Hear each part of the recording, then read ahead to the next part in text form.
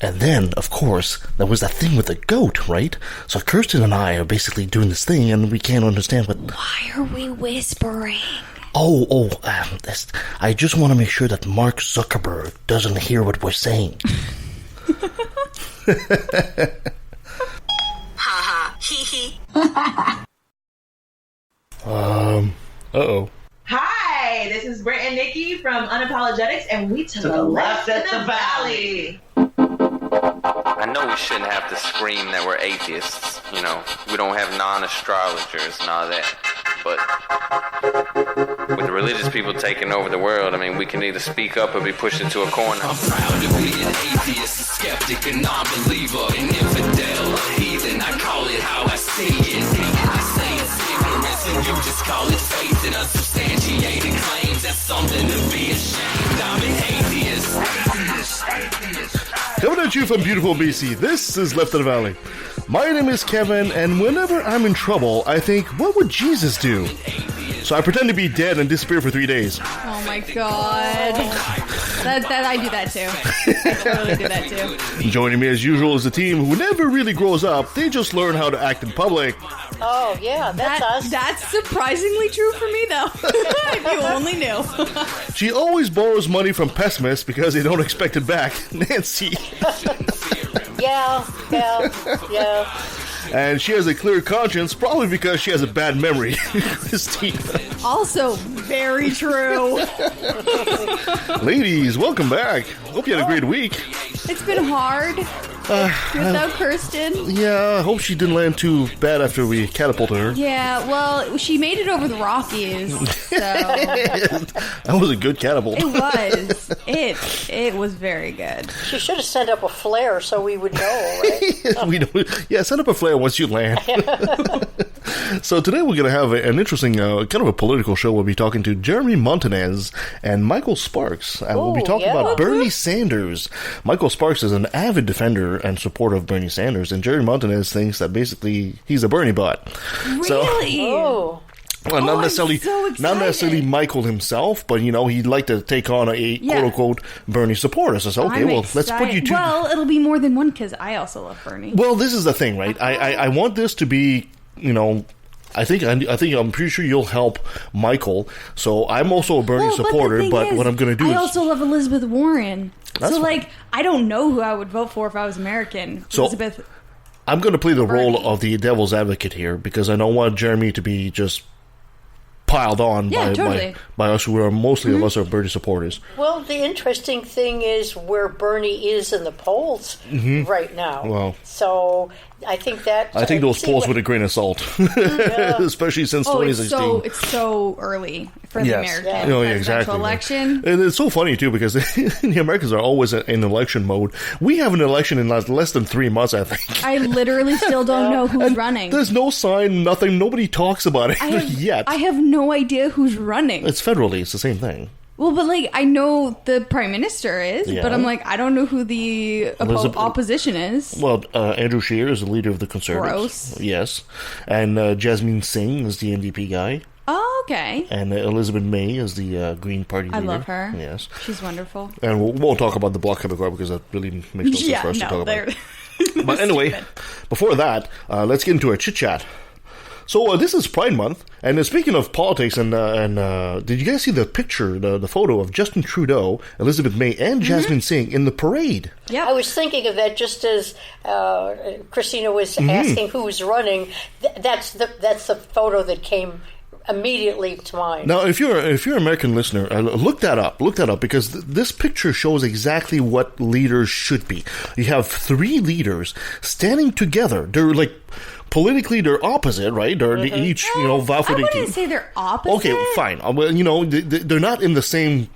They represent different points exactly. of They represent different parties. 100%. Yeah. But they're standing together in the parade, all 3 of them, and there is no political paraphernalia. No. There was no red banner of the Liberals or Green Party flag or anything like that. It's just them enjoying having a good time in the parade. And of course, you can't help but say, who's missing from this parade? Yeah. Well, Conservative. the conservatives, of course. Of course. Andrew Scheer can't do that because God knows Jesus might say no. That might be an endorsement. Yeah, exactly. Right. The horror. You wouldn't want the KKK to turn his back on that. Yeah. Right.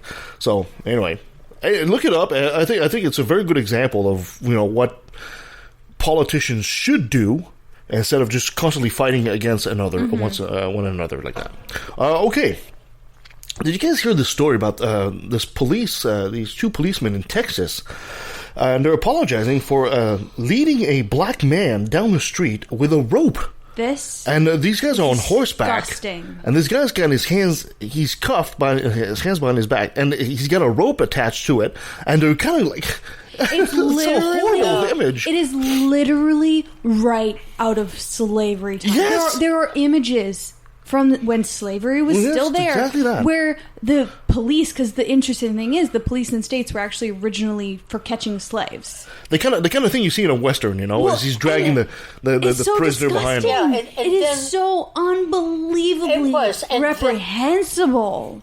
And then how do you do this? You got the reason. Well, sort of. Yeah. Basically, the police chief said it was a quote trained technique, and they had no malicious intent. They basically said the proper transport, which would have been like a car, paddy wagon, a police car, wasn't available. Right. I was like, come on, you didn't have a car? Did you come and pick this guy up? Yeah. So they decided because a police car wasn't available. It's not like they were in a city of 500,000 and they were at the outer. This was Galveston, which is a tourist area. Wait, this happened in Galveston? This is Galveston in Texas. Oh my gosh! And then afterward, actually, the public. They had the police chief was at a meeting, and the public was outraged. You should be. And the police chief said, "Well, it's training technique, and I'll make sure they never do it again." And the public said, "Fire these guys." Yeah. And the police chief, at least when I saw the news yesterday, was reluctant to do that. Yeah. That's even worse. And the man who was arrested was for trespassing and has some mental issues. I mean, this was... It's not even a hardened criminal. The whole thing was just... But didn't you know racism is done and solved? Oh, yeah. Because they had a black president. This goes... this goes guys. 100% to the feet of the police chief. Yes. Yeah, I totally agree. And who in their fucked up... my swearing... Yeah. made this a training technique. Yeah. It wasn't a training technique. I mean, in 1881, it was a training technique. Like, how can you be so unbelievably not aware of anything? Like, I, as a Canadian, saw that and was like, oh my God, what are they doing? Well, like, I have no history with that. Like, they could have so disgusting. They could have simply stayed on spot too and wait for the next car to be available. That's what you do. Right? I mean, there was a lot of They didn't things, have to do this. If they had any brains whatsoever, there's a lot of ways they could handle it. Get him in the shade. Yeah. It's Texas. There's no way that would immediately come to mind to any policeman I was going to say in any policeman in the United States, but we're talking southern states anyway. But, it's just totally unacceptable. I haven't heard anything yet from black leaders in Texas, because that should have triggered every person of color, especially African-American descent in the States right away. It's like, holy crap, are you kidding me? This is 2019. I mean, come on. It's interesting thinking about it, because for black people, this isn't new. No. For a white person, this is like so unbelievable, but for black people, they deal with this every single day. Yeah, this kind of discrimination. Yeah, it's not usually this blatant for other people looking at it, but it's so consistent and it happens all the time. So it's like, I can understand why people aren't for black people who aren't as outraged because it's like, yeah, this happens. We've been telling you guys. Yeah, exactly. Well, the only thing I can think of is because of the other news this week, it's sort of, even though it got a lot of coverage, it's just kind of under the radar. Yeah. And I think the outrage is coming, but we may not I hope hear, so. you I know, hope so. it may not be on page This one. is a story. Well, I'm a super pessimist, and I think nothing's going to happen to these cops. well, I'm Because going to it's give America. I'm going to give you a better. I don't know if I could call it black news, but better news anyway. From Africa, Ethiopia elected their first female president. I saw. Yes, they did. Yeah, so her name is, I hope I'm pronouncing this right, Sali Award Zwidi? You're I not. Hope, probably not. I'm just saying. She's an experienced diplomat, and she's also the now she's Africa's only female head of state right now as we speak. Seriously, yeah, of all African countries. She's Holy the, shit. Yeah, well, it's still progress, you know. Oh, yeah. So she promised to make gender equality a reality in Ethiopia. So let's hope so, because Ethiopia's been struggling for a long time. So we'll have to keep an eye on her, and you know. Yeah. Congratulations. Yeah, congratulations, and good luck to her, and hopefully her and her team can make Ethiopia a better place. Make it great again. Sorry, I couldn't help it. You know, in history, Ethiopia was great. It was. It was Yes. like, I think, like the one country that didn't get colonized. It was also the one country that rivaled Egypt in ancient days, right? Yeah. It was a huge Go kingdom. Ethiopia. Yeah. In other news, the Satanic Temple of Canada will hold its first Black Mass Oh my God. in can we Ottawa, go? August never mind. 17th. I hope it's fun. Well, Black Mass is supposed to be fun. It's basically a Black Mass involves using traditional symbols and inverting them. It is meant to create the opposite of traditional Mass, essentially. There's no goat sacrifices, there's no Darn. orgy, and there's no baby buffet either. So I'm just upset about one thing. I'm really upset about the whole You haven't thing. been invited? Well, that's part of it. That it wasn't in Vancouver, so we could go and be invited. So the Satanic Temple now is an international movement with over 100,000 members. There's 18 chapters in the U.S. Apparently, the party, the Black Mass, there's a $20 admission price to participate in the Black Mass.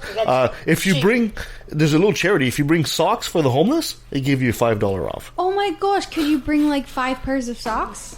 Well, they probably just still give you 4 pairs of $5 socks? off. They probably don't let you in for 4 pairs of socks. Why not? Well, I don't know. That's 4 pairs of socks. What if they're like awesome, like super thermal socks too, that are like $10 each?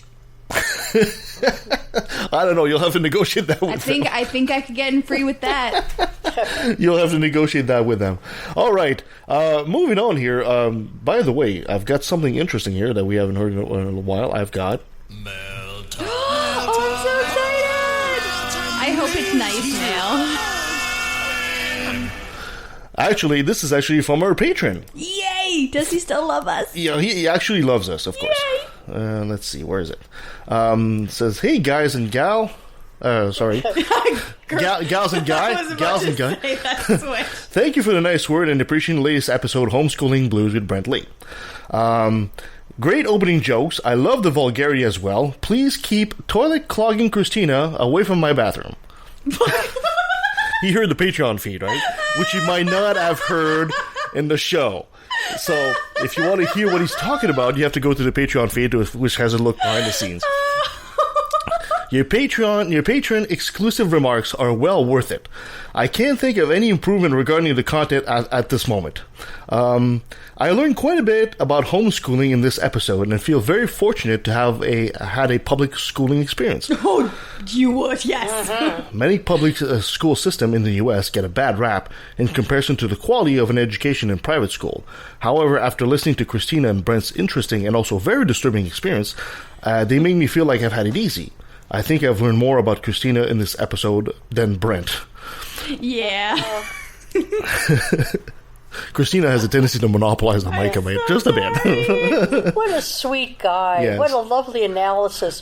Thank you. Big hugs to you.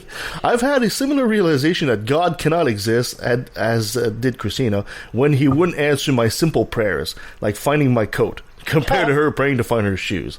I also had a similar experience in not understanding how to deal with depression when I was a child due to inaccessible parents. My adoptive parents had a total of 22 children. Holy fuck! Oh my gosh. But not more than 16 at a time. It feels we had a similar experience with our parents attempting to raise us with their limited knowledge. My parents didn't even really attempt it. Resources and space, and with the constraint of the religious belief. You need to do a show with some of Christina's feral stories. They sound depressingly comical.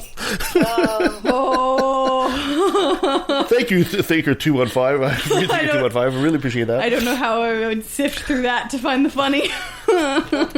we need like a couple of psychologists to come on the show and do a deep dive into Christina's but that mind. would actually be fascinating. Yeah, and also it would go way beyond the hour and a half usual show that we have. That would that's a marathon show. We have to get the dude. We talked to him. Oh God, what was it about? Something a while ago. Oh wow, can you be more vague than that? Yep, I can.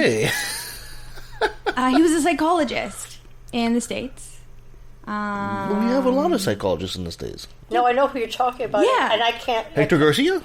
Was that him? No, what was her? It's not Del Rey. No, it was what were we talking to him about? No, it'll come back to you. I know he specializes in mindfulness. Oh, yeah, it'll come back. But to we me. didn't talk to him about that. Anyway, if you also want to find out what that toilet clogging joke was all about, you need to follow our Patreon feed, and for that you need to become a patron, and you can follow us on Patreon/LATV, and you too can have an incredible set of genitals like Freethinker215. Yep. Yeah, if you definitely Offer like not necessarily listening to valid if you become a patron. If you enjoy our banter, you get lots of extra banter. Yes, lots of behind-the-scene kind of stuff. Okay, all right, so moving on. All right, well, joining us for a very special top 10 is our returning champion, Dr. Ben Davis, a PhD nuclear physicist and an MS in nuclear astrophysics, a scientist, a teacher, a skeptic, a critical thinker, and a science evangelist. Dr. Ben, thank you so much for joining us. It's a pleasure.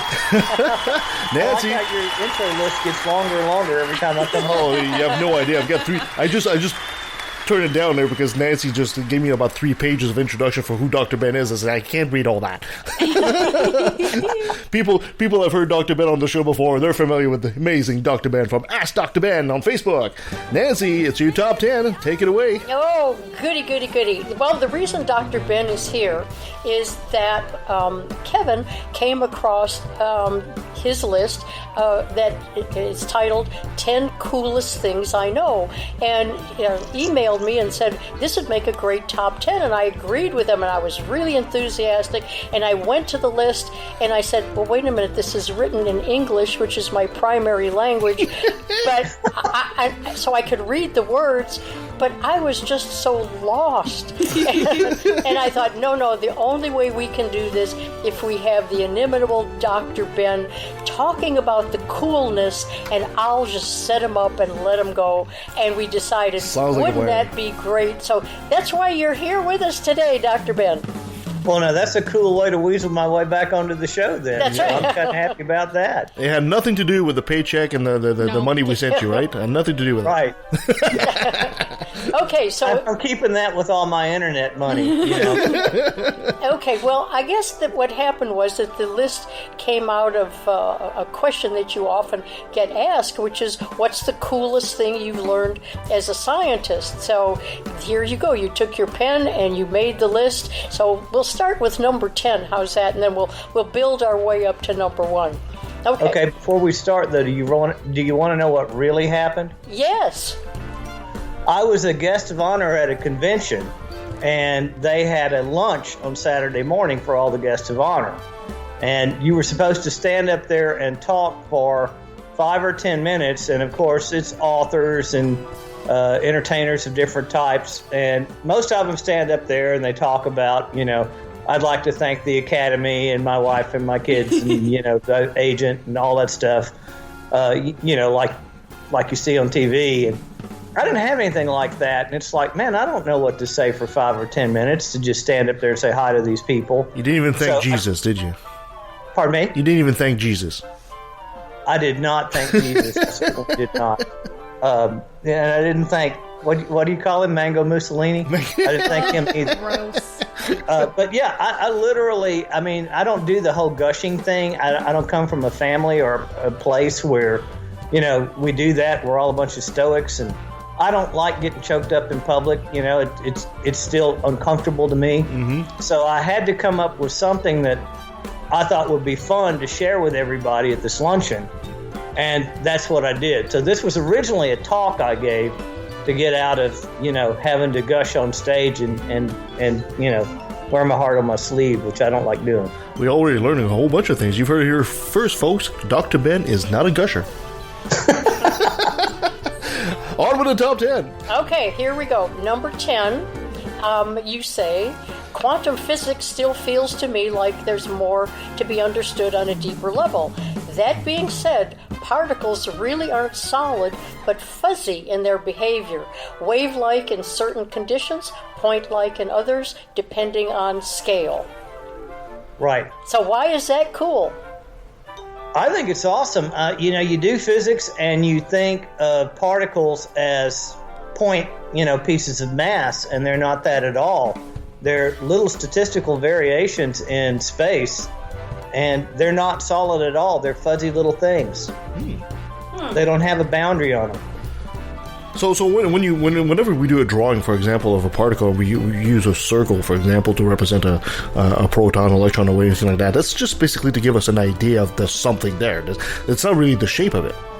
Correct. Wow. And electrons are the worst because they're the smallest. So they actually exist in clouds around the atom. If you could actually see this thing, it wouldn't look like a point particle in orbit at all.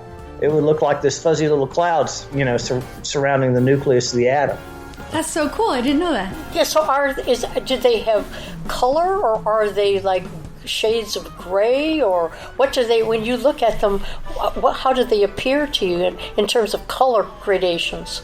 Well, see, that's the thing, is these things are smaller than, you know, your visible wavelength of light. So to ask what color they are is, you know, not a non sequitur. You can't even ask that question. That's why you're here. That's why I had problems with the first time. You can't view them with visible light, so they don't have a color. So you know, cool. the only thing you can see, the only thing you can even possibly see them with is an electron microscope. So you have to use electrons to see these atoms to begin with. Oh, And if it's an atom from the 1950s, it's definitely black and white. If it's in like the 70s, you might get some Technicolor.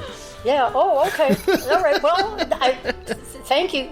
This is going to be a lesson as well as a top 10. I think so already. For which we thank you. Number 9, particular to nuclear physics, you can read the age of the Earth in the abundance of different radioactive materials in the crust.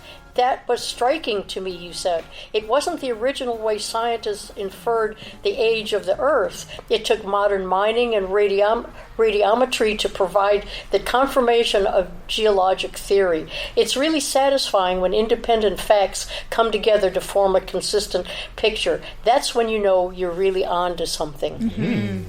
Yeah. So how much you want me to tell you about this? well, okay, very briefly, because, you know, how do we really know? I mean, it's always been a question in my mind, because we know that rocks, you know, you can determine the age of certain minerals, but since the Earth kind of recycles itself, right, it goes back into the core and the magma and all that, so how do you really know how old the Earth really is? I am actually, we haven't bought tickets or anything yet, but I'm actually planning a trip to Scotland. And one of the reasons that I want to go to Scotland is because that's sort of the cradle of geology, as I understand it. And as Ron White likes to say, I told you that story so I can tell you this story. Way back when, in the 1800s, Lord Kelvin estimated the age of the Earth by assuming that it started out basically as molten rock, and it cooled down at a certain rate as it radiated energy out into space. And given the temperature of the crust of the Earth now, the Earth must be this old. When he did this calculation, he came out with 300,000 years. Now, that already upset the creationists, right? Because the Earth's not supposed to be 300,000 years old. It's supposed to be 6,000 years old. Or maybe 10 in a stretch. The cool thing about that is these geologists came along and they said, no way, Lord Kelvin. That can be right. There are folds in granite that you can see along the coastline in Scotland. And you can do these experiments, and you see these strata that fold back over on themselves. And if you try to push them too hard, too fast, they crack. And for this fold in the strata to have happened, the Earth must be at least 1 billion years old. So this is probably the only case, I might be a little biased, but this is probably the only case where a geologist ever rightfully corrected a physicist. But, they went back and they thought about it, and they realized that the interior of the Earth is staying warm a lot longer than it should if it were just cooling down from the heat when it was first created. And they figured out eventually that it was all the radioactive material in the Earth. It's like a big nuclear reactor. It's actually keeping the interior of the Earth warmer for a much longer period of time than we originally thought. When that effect was calculated in, all of a sudden everybody realized that the Earth really was billions of years old. So the geologists were right all along. Well, they need to score one every now and then, right? Just to keep them in the game. So going back to the radiological data, and so again, this goes back to the whole debate between creation and science, which, the scientists don't even know they're fighting a war. They're just reporting the facts, but the creationists always get upset over this stuff. Yep. And I was still religious when I was in grad school, and I knew some of these things, but, when I started taking classes in nuclear physics in particular, they have these things called decay chains. Uranium-238 decays into uranium-235, which decays into protactinium, which then decays into something else. And all of these decay chains, we know the half-lives of all of these individual nuclei, all these individual isotopes. And we know the half-lives of these decay chains, and some of them are billions of years, some of them are 100,000 years, some of them are 500,000 years. But when you look at the relative abundances of all the materials in the Earth's crust, anything that's part of a decay chain that's less than 4 billion years isn't there. So here you are, you're studying nuclear physics, you're studying, the geology of the rocks and what's actually in the crust, and you realize that anything that would have decayed away in less than 1 billion years isn't represented in the crust of the Earth.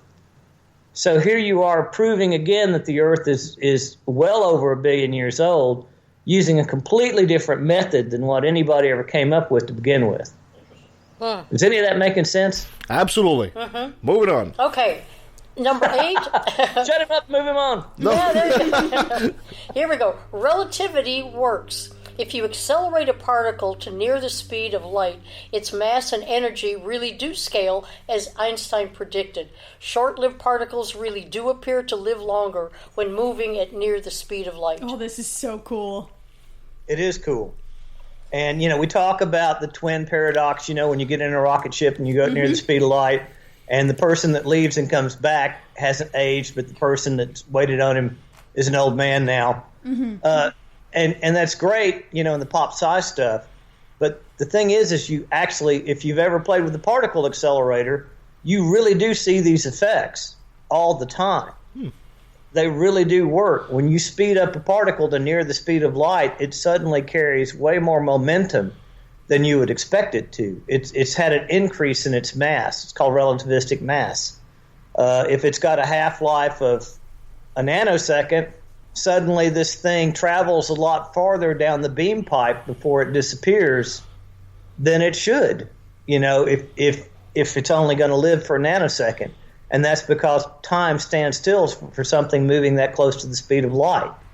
So all of these effects, as weird as they are, get proven out every day with the particle accelerator. Quick science fiction question, Doctor. If somehow we were able to get a ship and travel faster than the speed of light, will we end up actually passing light and travel in eternal darkness? You would actually, what most people think, if you could actually do that, is you would actually start going backwards in time. Oh, okay. Well. So it'd be a neat way to do time travel, but how you would do that, the math doesn't bear that out because it's a asymptotic limit. Interesting. Your mass approaches infinity, and you can't accelerate something at an infinite mass, right? Yeah, well, we'll develop warp drive at some point. Okay. Moving on. Number 7, as I was originally reading the list, Dr. Ben, this is the one that told me I cannot do this without your guidance. Here we go, number 7. This is the one. I know what's coming. Yeah, magnetism and magnetic fields aren't real. They're a logical consequence of electrostatics and special relativity because of the moving charges. All written in English, all totally incomprehensible. So, help. This wreaks more havoc with anybody than anything that I say. And every time I bring it up, somebody's like, that can't be right, blah, blah, blah. But no, I mean, people think that magnetism is a real force, and it's not. If you ask any theoretical physicist who's into the forces, the fundamental forces, they'll tell you magnetism's not a real force. And why? How? How does this work? Well, you know that opposite charges repel and like charges attract. That's electrostatics. That's just electricity. Mm-hmm. Magnetism there's a couple of really funny things about magnetism. When you take a charged particle and you shoot it through a magnetic field, it will affect the charged particle, so you know that this field exists. This magnetic field does something. But it will actually change the motion of the particle in a direction that's perpendicular or 90 degrees to the direction it's traveling. Now that brings up another interesting effect. You could have this really complicated magnetic field. You could shoot a charged particle into it, and you could have this charged particle enter this magnetic field, do all kinds of weird, crazy loop-de-loos and all kinds of stuff. But when it comes out the other end, it leaves with the same amount of kinetic energy that it had when it first entered that field.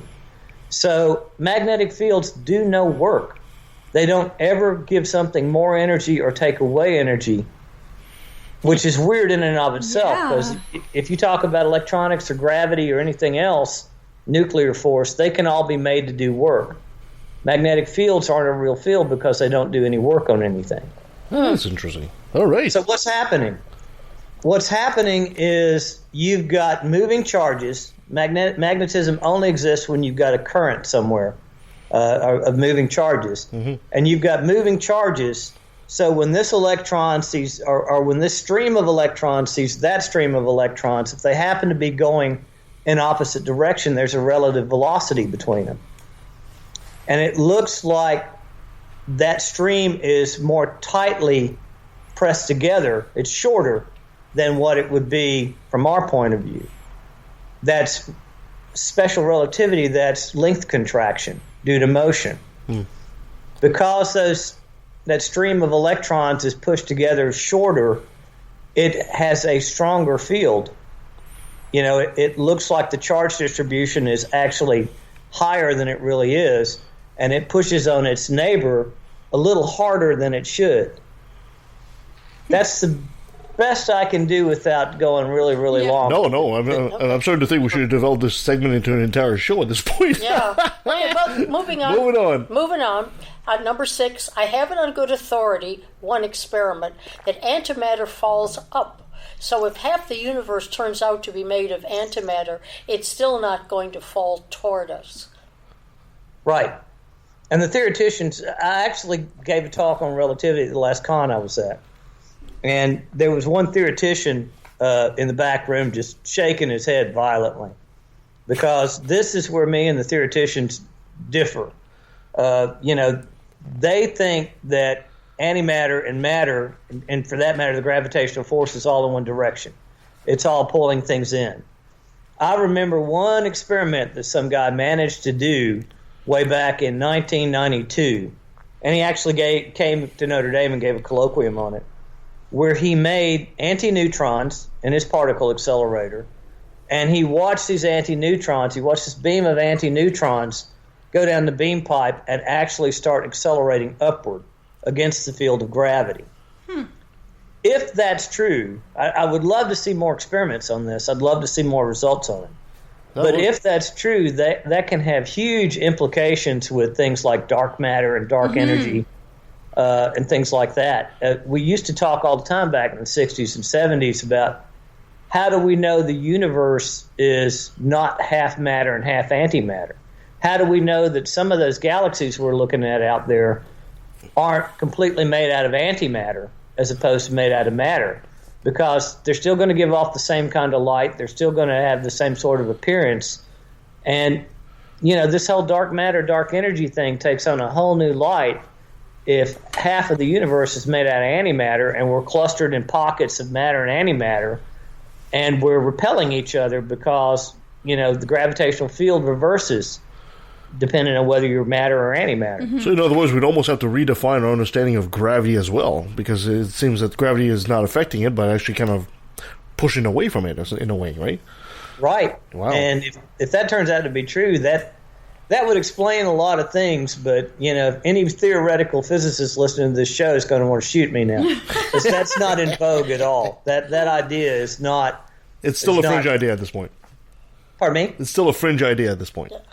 Yeah, it's definitely a fringe idea, and I definitely always, rush to point that out. Fair enough. Okay, Moving on. number 5. I think some words were missing in the first sentence because it doesn't quite make sense to me, which may mean I've got the problem and the sentence is fine. But half of all nuclear power in the U.S., 10% of the energy market is fueled by repurposed nuclear missiles once aimed at us. Right. So now we get to talk about more concrete things, right? It's not as hard to discuss some of this stuff now. So back at the fall of the Soviet Union, I think if you're confused, it's only with the numbers. 20% of all of the power generated in the United States is nuclear power. Mm-hmm. Half of the power generated with nuclear power is repurposed nuclear weapons. Okay. So that's where the 10% comes from, half of 20%. Oh, okay. But, yeah, back during the fall of the Soviet Union, particularly the Ukrainians said, we don't want to be a nuclear power. So we basically bought 16,000 warheads off of them, shipped them all over here to the Savannah River site, and we've taken apart all of the fissile material in them, and we've made nuclear fuel out of it. And that's what's powering our reactors right now. Cool. All right. Is there any nicer thing that you can think of going on in the world? I mean, you're literally talking about beating your swords into plowshares here. Exactly. Okay, number 4, we actually got a positive signal of microbial life on Mars the very first time we looked, which was Viking 2 back in 1976. NASA basically refused to believe it could be that easy. The experiment's designer still stands by the results. Well. Yes. And I love it. And nobody talks about this. No, nobody talks about it. It's the first time I ever heard about it. Yeah. I mean, I can remember when I was a kid, 1977, I'd have been 13. And they talked about it on the news, and it got a big hit, on the nightly news for one evening, and that was it. But way back when they first sent the Viking probes to Mars, they were keen on finding out whether there was life anywhere else, so they designed, as I recall, 4 experiments. And when Viking 2 landed, it would, take this little shovel and scoop up some dirt, and it would stick it in a chamber, and it would add basically some food to that dirt with some radioactive tracers in it, and it would look to see if there were byproducts that came off of that dirt that would indicate something was eating that food and giving off, waste from it. Yeah. Okay. And so 2 out of those 4 experiments came back positive and said, there must be microbial life in the soil. That's pretty interesting. And then you never heard anything else about it again. And if you go and you Google it up and you try to figure out what's going on, basically it boils down to the fact that NASA, or the people at NASA, just couldn't believe their luck. They couldn't believe, hey, the first time we looked for life off of this planet, we found it. We found some indication of it. And the guy that actually designed the experiment still stands by it. He says, no, that's a positive, it's not that it was too easy. It's not that the experiment was too simplistic. It really was a signal for life. And again, there's probably some religious people that got bent out of shape because, there's an indication of life on other planets. because people used to not like to have to deal with that thought either.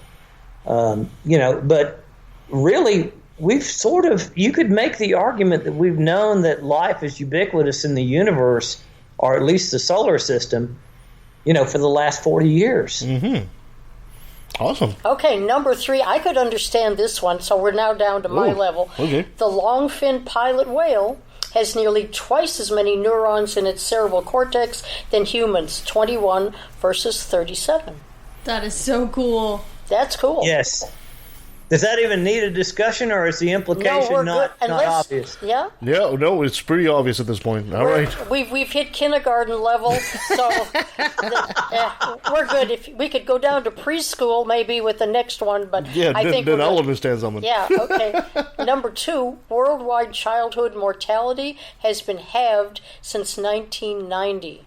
That's impressive. That's impressive. Yeah. That is really cool and impressive. What has caused that? Just better agriculture? Vaccination. Of course, of course. Germ theories. So people realize in even the remote parts of the world that, you don't really want to drink the water if you've been peeing in it upstream or doing other things in it upstream. So things like that, just, making sure that you boil your water and filter your water, and these people are vaccinated, as soon as they're born. And, a few diseases have actually been eradicated completely. Wonderful. Okay, here we go. The last one. This is really cool. One scientist, and I hope I don't murder his name here, Norman Borlaug, is said Sounds good to me. Is said to have saved more lives from starvation, up to 1 billion, than those taken by every despot we have numbers for. That's a good one, isn't it? It is. Mm-hmm. So what did this man do, and how did he do it? He developed a strain of wheat a strain of rice, because it was primarily Asia that needed it, that was more abundant and what do you call that? Fruited, gave more fruit, or whatever you want to call it, than any of the previous strains. So you could grow more rice per acre than you could with any strain of wheat or strain of white rice that came before it. Wow. Cool. Very, very cool. At first I thought he said a strain of weed. Yeah. That kind of perked up there. So what? Well, that's a different conversation. That is, and you can come back anytime and we will have that conversation with you for sure. Well, that was our top 10 of incredible things by Dr. Ben. Thank you so much, Dr. Ben, for all this. Oh, it's great. It's much fun. You know what I'd like to do one of these days, Dr. Ben? I'd like you to do a top 10 on the greatest science myths. I think you covered that at one point in our one of our podcasts, but maybe we could do a top 10 myths and you could we can make an entire show so we can really go in depth. Yeah, exactly. That'd be great. Are you up for that? Yeah. My main handler, on the internet, Scott, my admin for the Ask Dr. Ben page, has been on me to write a new article, and I've been waiting to be visited by my muse. And I think Nancy was just my muse. I think I know what the next article is going to be. I'd love to be your muse forever. And it would be my honor and pleasure to do it. Well, then we have a deal. Perfect. Okay. And if people want to find out more about the amazing adventures of Dr. Ben, you can follow his Facebook page, Ask Dr. Ben. Anywhere else they can find you, Dr. Ben? AskDrBen.org. There you go. I've got a website now that if you don't like Facebook, you don't have to go through Facebook. Thank you so much, Dr. Ben. Really appreciate that. It's been a pleasure. Oh, for us too. Thanks again so much. Okay, well, since Kirsten is not here today, how about we do one thing that we love? Things that make you go, There's this wonderful little story this week. Now, you guys ever had a lapsus? Like a Freudian slip? A Freudian slip? Yes. Yes. Well, enter Don Grunman. He's a California Straight Pride Parade organizer. Fuck him. With a rusty cactus. Hey, you took that from Matthew. Sorry, what? You took that from Matthew, didn't you? From who? Matthew? No. Odd atheist, right? No. Well, he says the same thing. Oh. So, in the city council, Grundman was defending his free speech, quote unquote, against city councilors, and he was pleading his case to hold a straight pride parade in Modesto, California. When he said this, and I'm going to play a very short clip here. You guys are going to have to listen to it very carefully. It's very short, but it's totally worth listening to. Where is it? Okay. And this is what he says. We haven't done anything. We're a totally peaceful racist group.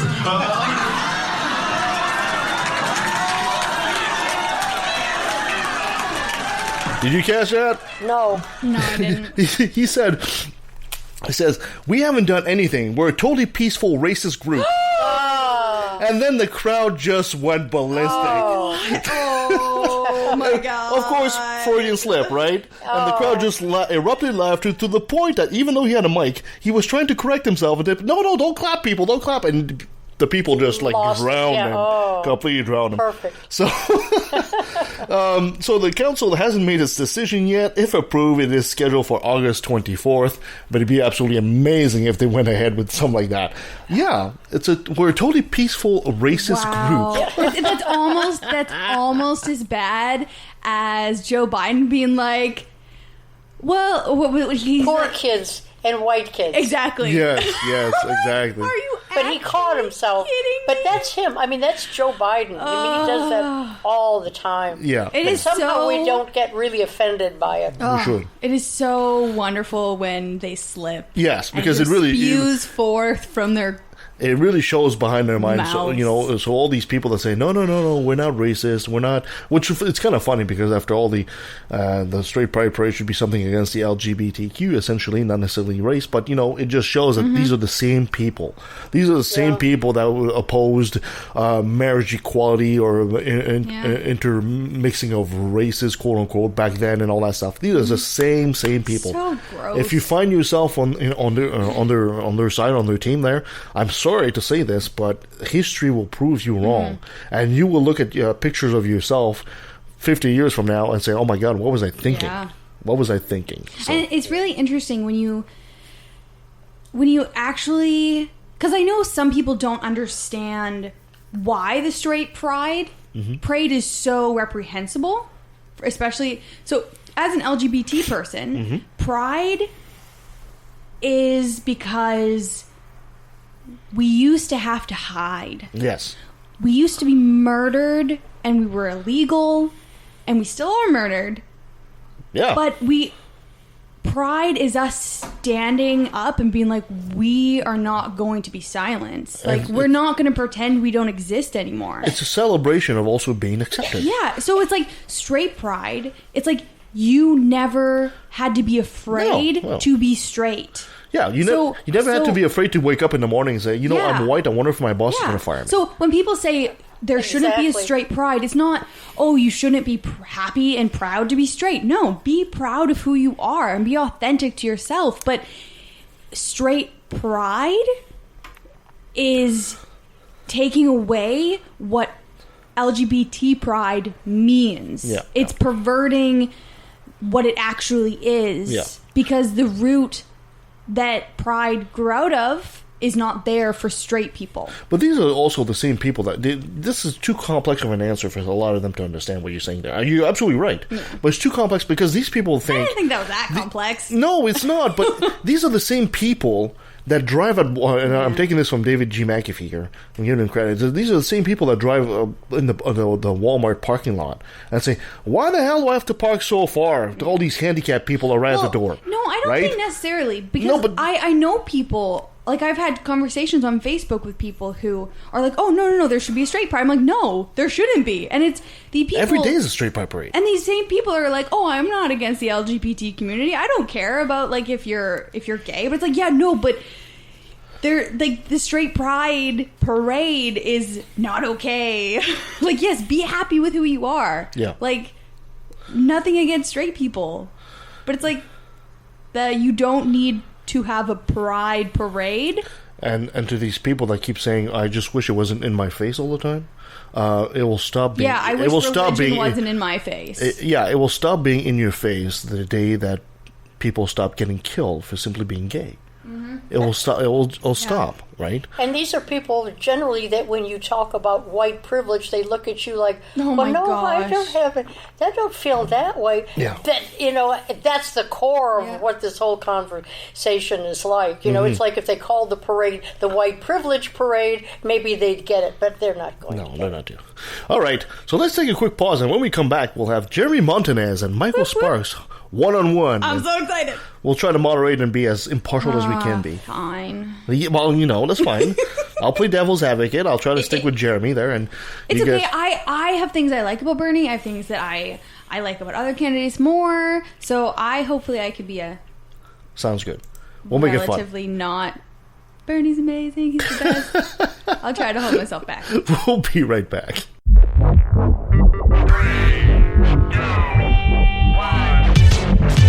Hi, I'm the Supreme Irreverend Dr. Randy Tyson from the Legion of Reason Diversion. Join me and my co-hosts, Christine Shelska, Twyla, and Nate Phelps, as we explore issues at the intersection of atheism, humanism, and skepticism. Topics range from alternative medicine to the interference of religion in public policy. We often have special guests to help us understand the topic du jour. Previous guests include biologist Jerry Coyne, ex-Muslim author Ali Rizvi, philosopher Peter Boghossian, and the late physicist Victor Stanger. You can watch us on the Legion of Reason YouTube channel or subscribe to the audio version through your favorite podcatcher such as iTunes or Stitcher. And don't forget to like the Legion of Reason Facebook page.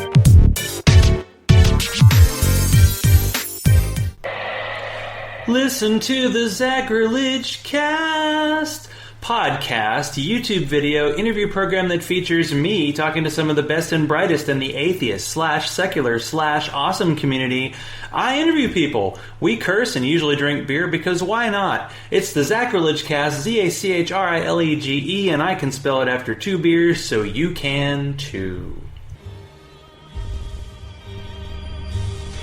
Okay, just think about the Muslims at this moment who are blowing themselves up, convinced that they are agents of God's will. There is absolutely nothing that Dr. Craig can say against their behavior in moral terms, apart from his own faith-based claim that they're praying to the wrong God. If they had the right God, what they were doing would be good on divine command theory. Now, I'm obviously not saying that Dr. Craig or all religious people are psychopaths and psychotics, but this to me is the true horror of religion. It allows perfectly decent and sane people to believe by the billions what only lunatics could believe on their own. Okay, if you wake up tomorrow morning thinking that saying a few Latin words over your pancakes is going to turn them into the body of Elvis Presley, okay, you have lost your mind. But if you think more or less the same thing about a cracker and the body of Jesus, you're just a Catholic.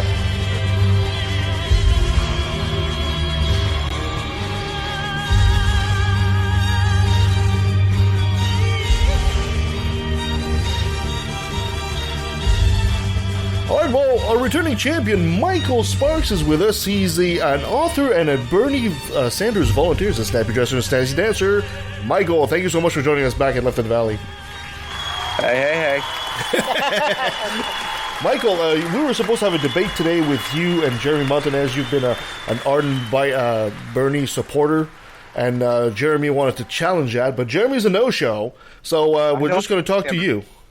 I don't blame him. I mean, 20 years ago, would you have showed up to fight Mike Tyson? This guy's already went up in my respect, the fact that he knew not to come out and try to debate against. Not me so much. Yeah, but we're glad to have you, Michael. Bernie Sanders. Well, you know what? I'm going to try to play. I mean, disclosure here, I'm also a Bernie supporter, but I'm going to try for sake here to play the devil's advocate and challenge you a bit on Bernie Sanders and all that's going on.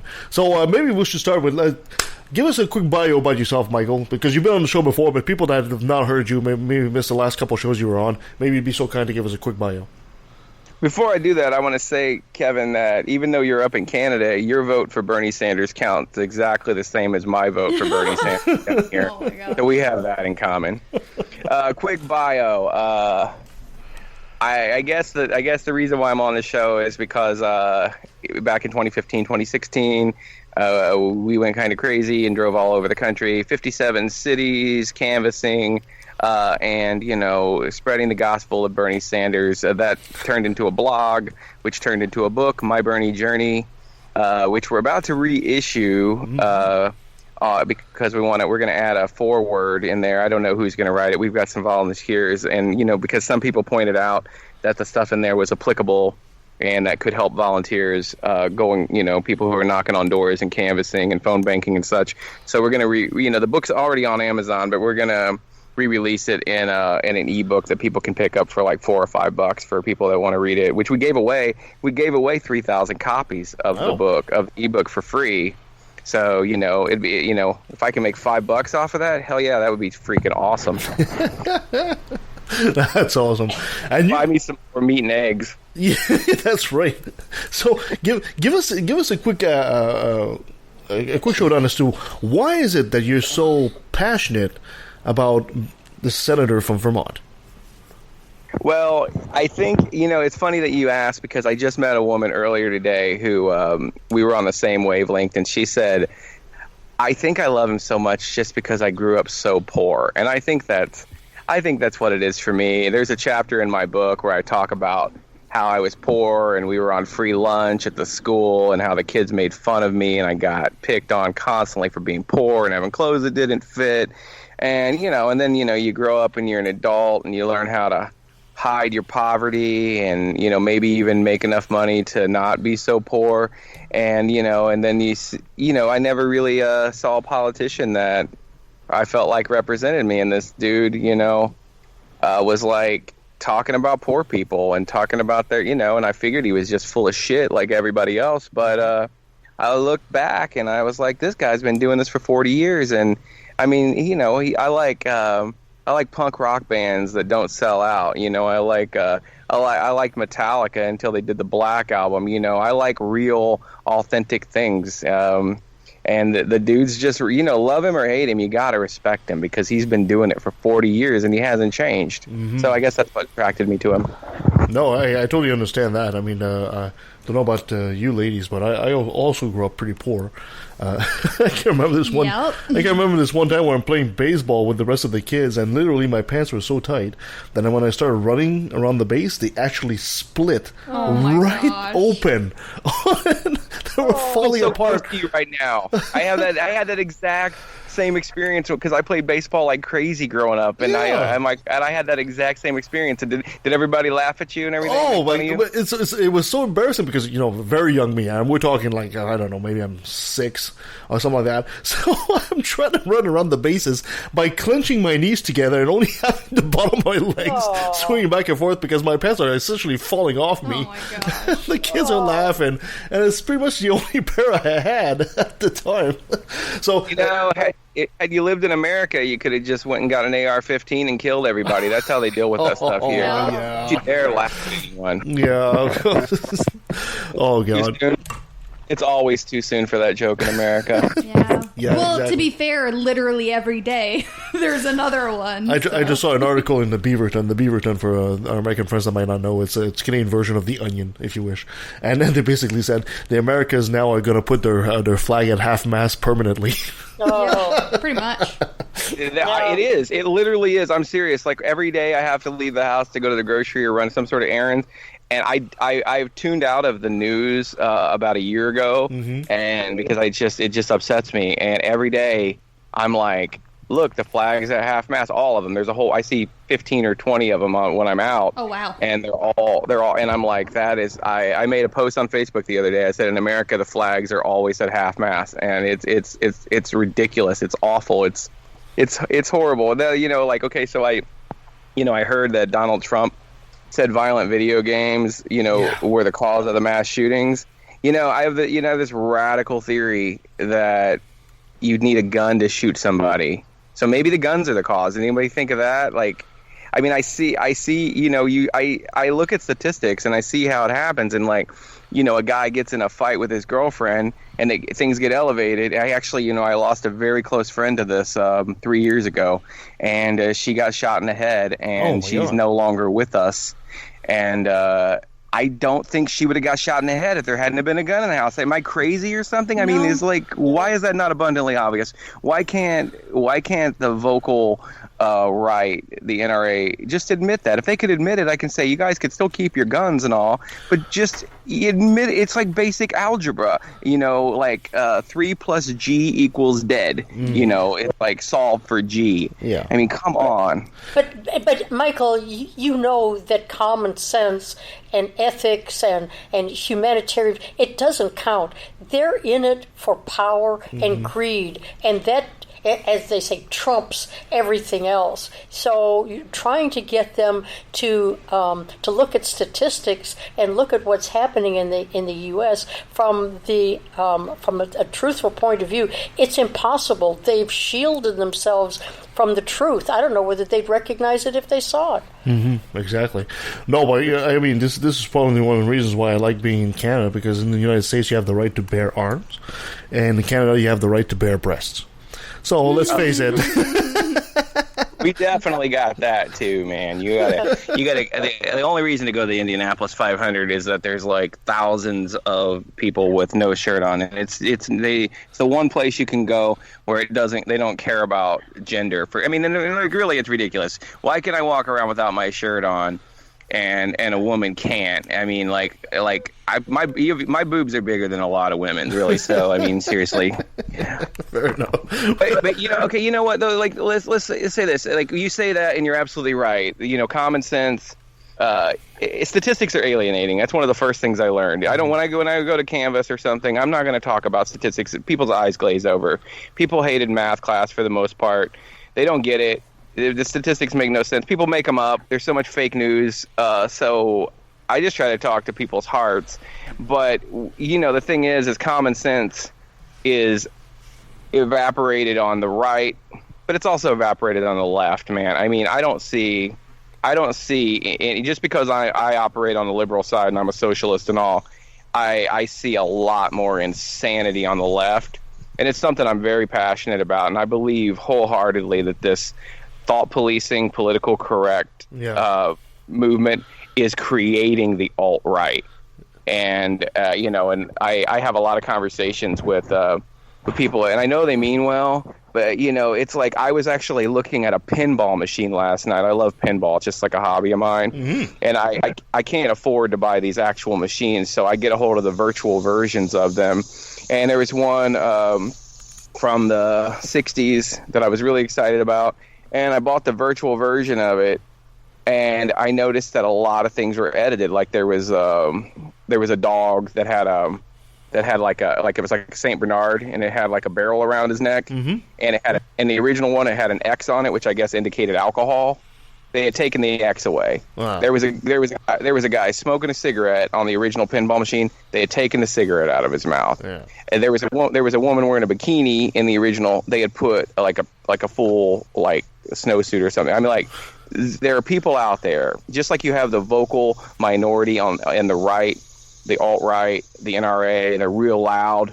You got this on the left too, and they're just and they attack people. They attack comedians for jokes. They want a word police. It's just like 1984, and I think most of that stuff is on the left, and I think it's a serious, serious problem. Professors getting fired. A close friend of mine, a professor, fired over a student claiming that they were uncomfortable at some of his verbiage in class, and the universities don't want a lawsuit, so they just fire him. We got to stand up against that stuff as well, not just against guns, but thought policing as well. Yeah, exactly. Yeah. So you're pushing Bernie Sanders to become the next president of the United States. What is it about this man that really you think? Why should he be? Why not Joe Biden? Why him over Joe Biden? A lot of people that follow me will want to castrate me for saying this, but every time people message me and they ask me about Joe Biden or Pete Buttigieg or any of these guys, because Pete's like right up north of me here, so a lot of people ask me about him. My answer is the same. They're all better than Donald Trump. I mean, like, I'm looking at, like, I'm out in my side yard with my dog. There are piles of dog shit I would vote for if they ran against Donald Trump. Not every pile of dog shit. I'm discerning, but a couple of these piles I would definitely vote for. I mean, seriously, this guy makes me nostalgic for George Bush, George W. Bush. Yeah, exactly. So, so aside from that, though, why do I like Bernie above? I'm definitely going to vote for Joe Biden if he gets the nomination. I've been beaten down by the system to that point where I'm like, anybody but Trump. But Bernie, again, because he's authentic, because he's not a Democrat. Democrat's a dirty word to me. It's just, it's like I said, the left and the right are both ridiculous. Bernie's, he's an independent. He's had to take that D next to his name so he could play in the Super Bowl, but it's not who he is. And I don't want any. I'm not excited about Democrats anymore after the way they behaved. So, everything, his authenticity, the fact that he has real authentic plans. That that he actually, I looked at his proposals back in 2016 and I was like skeptical, and they all made sense. You can it's not complicated. You can make the rich people actually pay their taxes and then use that to create government jobs, and we won't have then I can go to the gas station and not have 3 people ask me for fucking spare change because I'm just trying to get gas. But in America, our homeless are everywhere, and we have no plan to deal with the mentally ill. If you get sick, you get broke. He represents universal health care, which is an embarrassment that we're the only industrialized country, the wealthiest country in the world, and we don't have that because politicians back up legislation from big pharma to keep. I mean, it's how it works. It's ridiculous. Yeah. So he opposes all that. He's he's the Sex Pistols and the Dead Kennedys rolled into one. He is Rage Against the Machine. I mean, I love the guy. I hope when I'm that old, I got that kind of fire because I don't know if I have it right now. That's exactly kind of my point there, Michael. Don't you think? Don't get me wrong. I want to thank Bernie for all the wonderful stuff he's done, and I'm not going to lie. The platform in 2016. Democratic platform from all the candidates is essentially what he's been pushing forever, which is, so in a way he's already won. But don't you think it's maybe time for him? I mean, he's 97 years old now? Maybe it's time for him to pass on the torch to somebody else? He's 116. He lies about his age. He's on the carnivore diet, so he's just looking awesome, and he's got all this energy.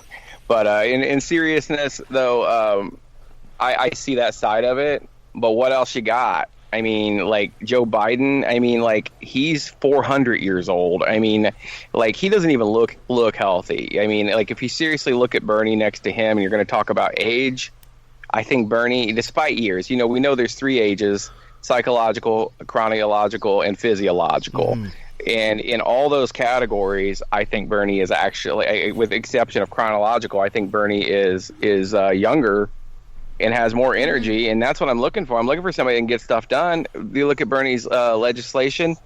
I mean, if we really want to talk about being the president, as Donald Trump has proven, doesn't mean shit. He's got nothing done. He's gonna have a wall. Where's your wall, dude? You're gonna destroy food stamps and repeal Obamacare.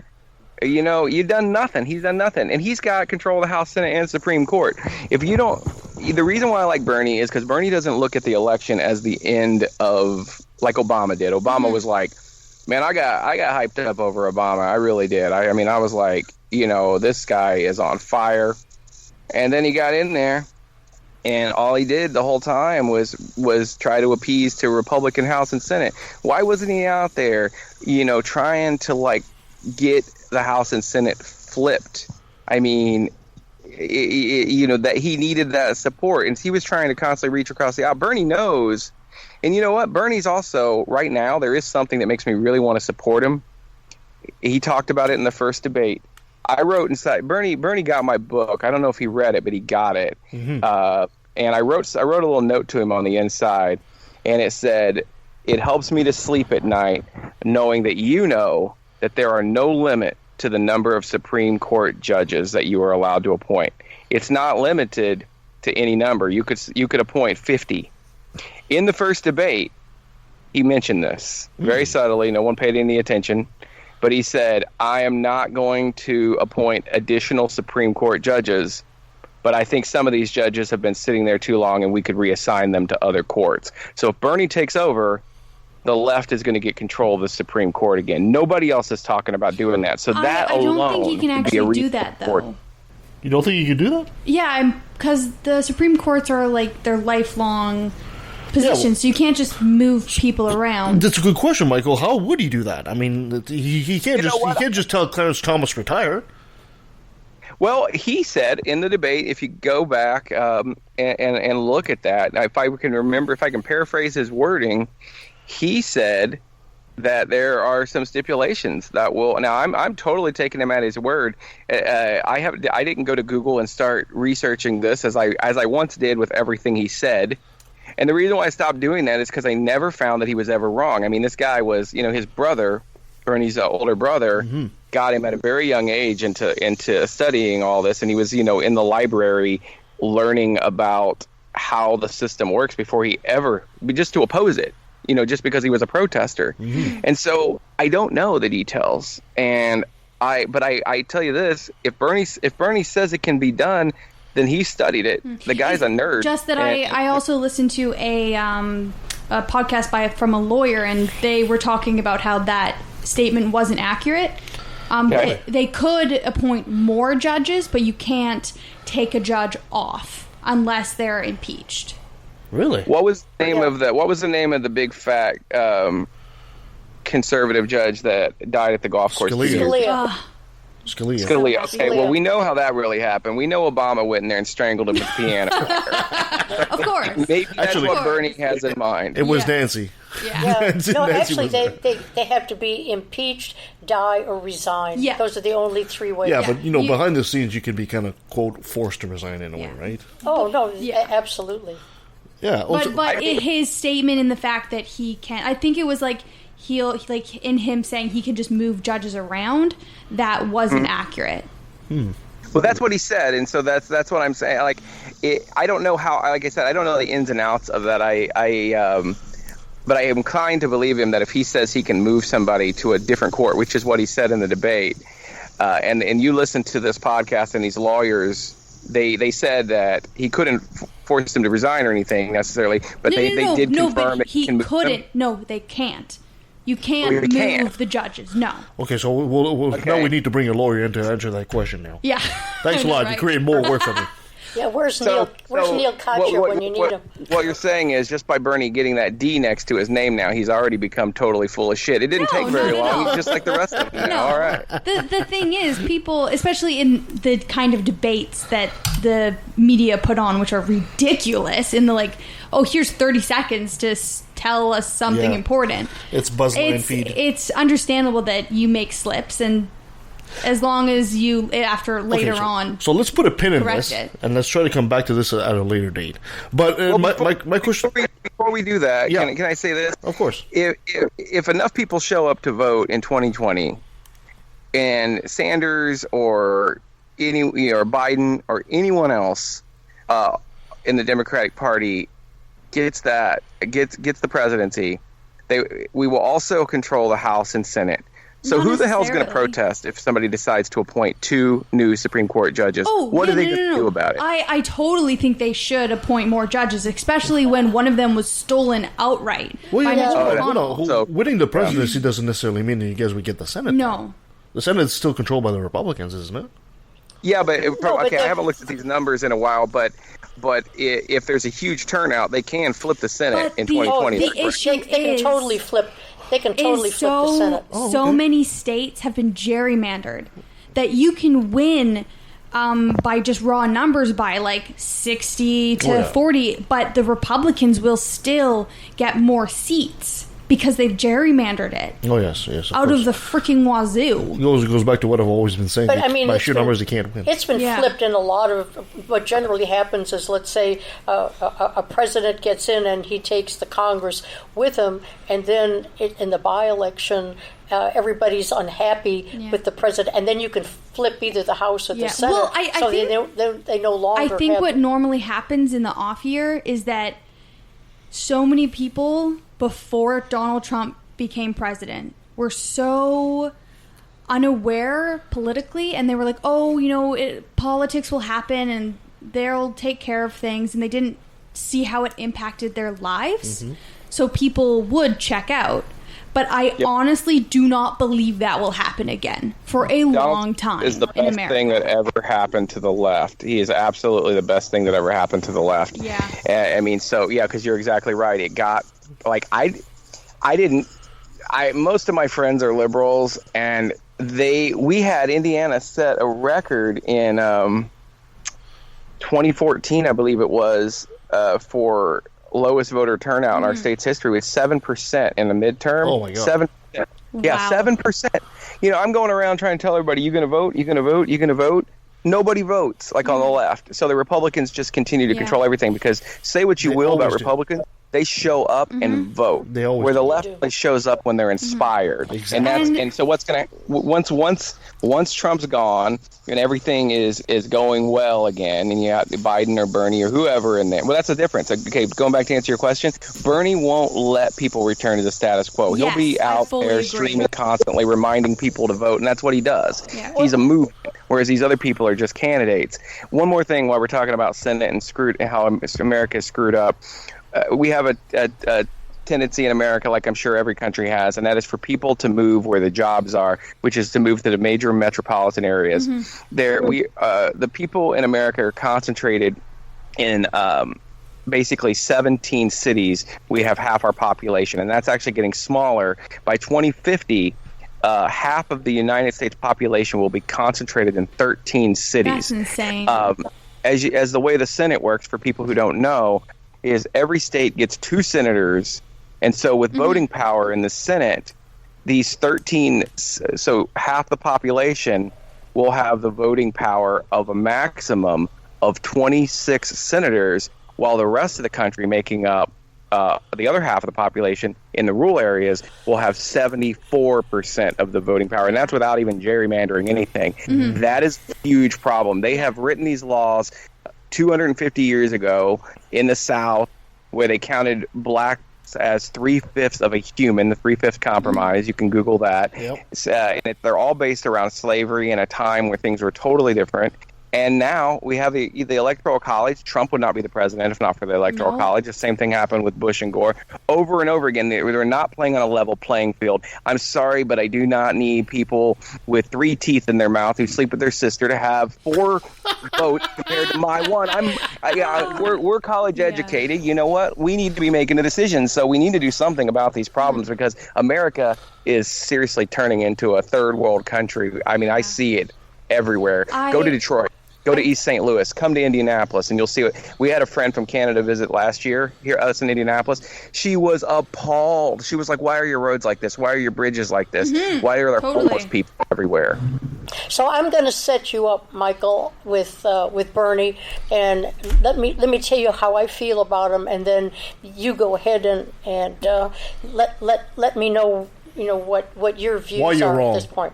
Yeah, well, I don't know whether I'm wrong or not. I'm going to set you up for a different point of view. When Bernie ran the first time, I was a huge supporter. I had listened to Bernie for the past 5 years on Tom Hartman's show, who is a progressive talk show host. And Bernie was on every Friday. And I was enamored of him because I felt, here's a guy who is for the people, who absolutely understands the medical issues, he understands the cultural issues, he understands the humanitarianism of what he's all about. He's an old Jewish white guy, progressive liberal. I'm an old Jewish white girl, progressive liberal. So I understood where he was coming from, and I was for him 100%. And I voted for him in the primaries, and I would have, of course, voted for him if he had been the nominee. What I feel Bernie did was to light a fire. He started a lot of things that produced the Indivisible movement to get young people more interested in politics. He promoted some women to come and vote and to get more involved in politics. He got the ball rolling, and I've been a fan of his for quite a while.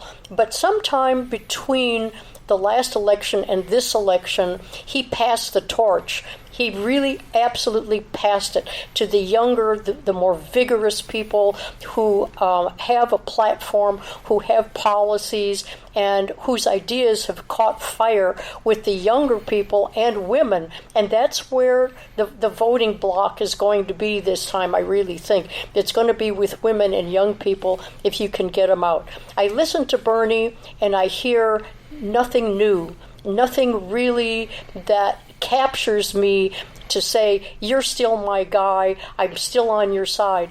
I am non-politically because I feel as though he can contribute to society in many, many ways, and I give him his due 100%.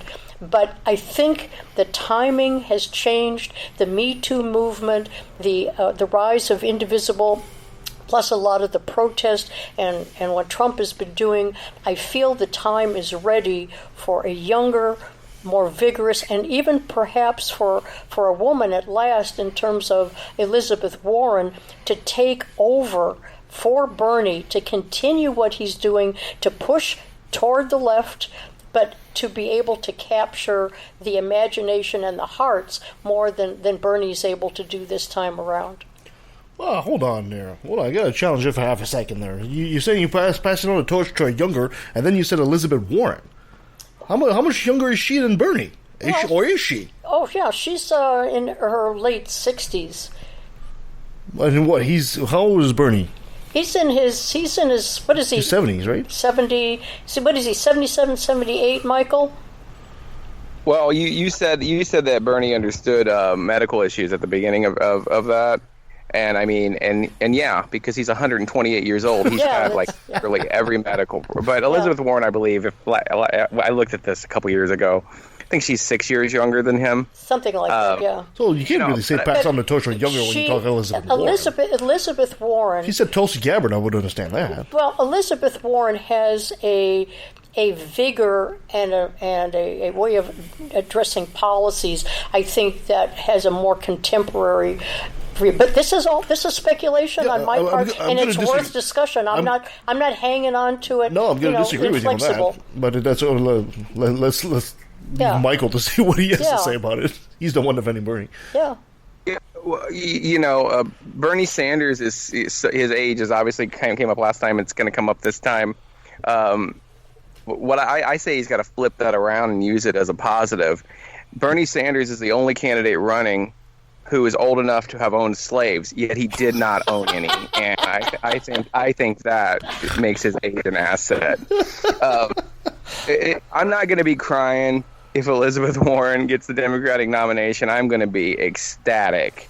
She is the second best candidate, and I could see. And you know what? Culturally, we absolutely need a woman. I remember.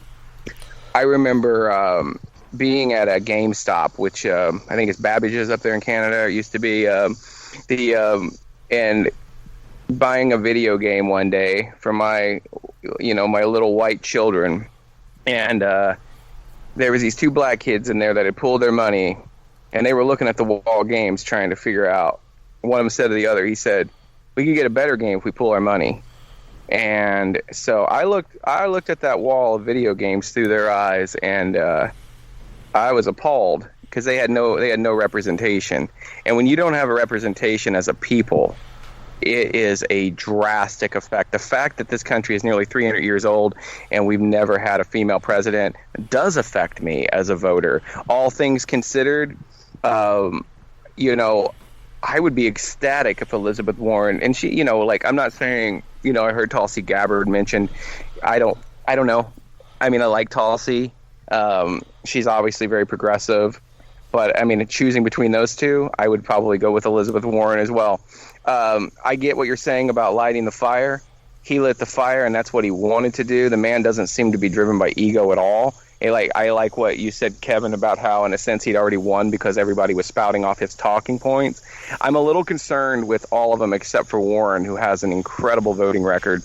I'm a little concerned that the rest of them are just spouting off those things to get votes because the whole country moved to the left as a result of Bernie's campaign. I'm not going to lie. A lot of my support. I wrote an article recently. You can Google it. It's called Bernie 2020. It's just not the same. Mm-hmm. And it's basically saying exactly what you're saying. This is not 2016. This is not 2015. It's not the same. In fact, one of the things that concerns me is in 2016, we were driven by a positive ideology of let's change America. Let's make America this great country like FDR attempted to make it. And now the left is driven by reaction against this alt-right Nazi president that we have, and I don't think that's as sustainable. And I think that lacks, the fire's not there, because when you get angry, you get furious about something, pretty soon you got to calm down. Mm-hmm. But if you're inspired about something, you can stay inspired for months, years, even a whole lifetime.